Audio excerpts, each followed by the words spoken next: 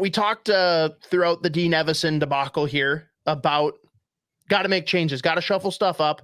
I know you personally have, you and much of the Wild community on Twitter are big proponents of Marco Rossi getting more of a look. Let's hear it. Yeah. He's looked like, I don't have many critiques on Marco Rossi at all. He's continuing to produce for the Minnesota Wild. What is he? 3 goals. Yeah. 4 points, 3 goals, 1 assist in 8 games.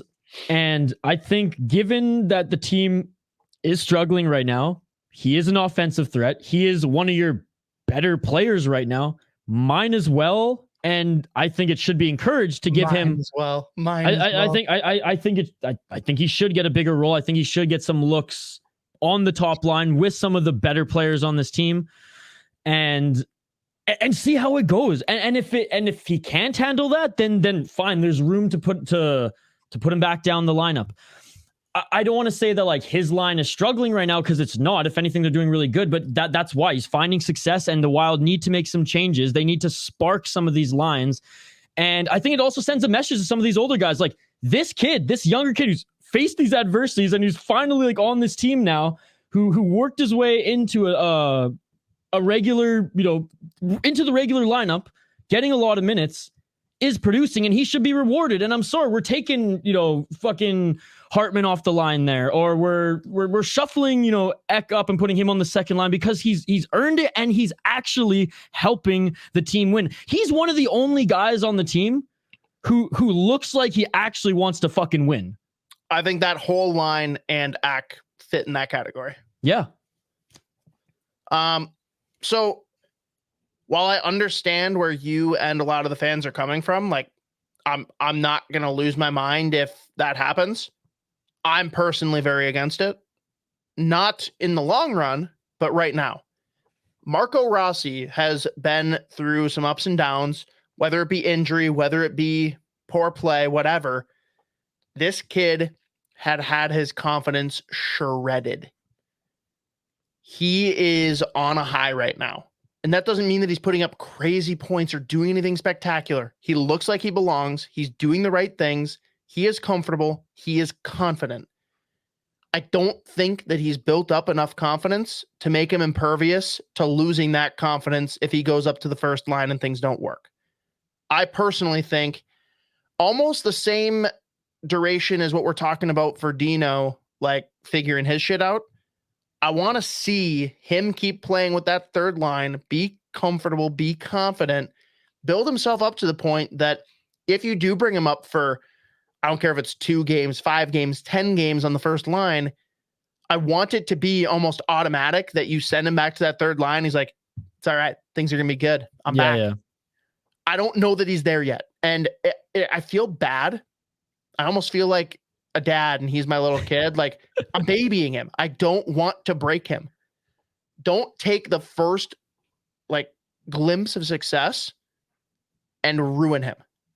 Maybe he is ready. I'm not going to even deny that that's possible. I'm just not convinced that it's a guarantee yet. Well, and I want to see him be comfortable before making that move. And like you said, given the last 2 years, I 100% understand your point. I was you last year, and everyone's like, bring him up, and I was like, no, keep him in the AHL, let him play in the playoffs there. But from what I've seen, I know it's still early. I know it's 8 games. It's night and day. And given, like I said, with how the rest of the team, outside of his line and Eck have been playing, which by the way, Eck fucking he right now is the best player on this team, right? Like that's undeniable. Best forward. Yeah, other than Brock Faber, but no, actually, I mean that Brock Faber is the best player on this team. Yeah, I'll agree because, like I said, I value. I'm not even having the conversation. Brock Faber isn't even worth a discussion point because he is the only. Him and Eck are pretty much the only ones that are absolved of any sin on this team. Yeah. Oh man, just yeah. And with Faber, it's like it's unreal. And like I said, we won't even spend too much time on it because there's nothing really to critique. But I do want to just sing Eck's praises again because he is the loudest player, like with his physicality, with how you notice him. And he's been able to draw some penalties for this team in key moments as well. And that's also what I love about him. He is a coach's darling because he has skill. He can play outstanding defense. He gets under the entire team's, the opponent's team's skin, and he doesn't do anything wrong. And he's so physical. He's blocking shots and stuff like that too. It's just he's the perfect all around player right now, and He could score like 35 goals on the pace that he's going right now too, which is absolutely insane. Now, dare I say that if Ek was the true leader of this team that we believe he is, maybe he'd give his number to Brock Faber. I'm just saying. But no, last piece though on the Rossi part, because I'm with you, right? See what the kid can do, but I think it's different in the sense that we believe he can do it. To take a kid who's literally now played, what is it, 7 games? 8.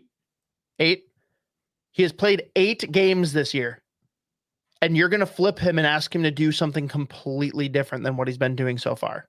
Him playing with Kaprizov and, I mean, probably Zuccarello, but regardless, whoever, it's a completely different game plan than playing with Foligno and Goudreau / whoever gets thrown there while Goudreau's out.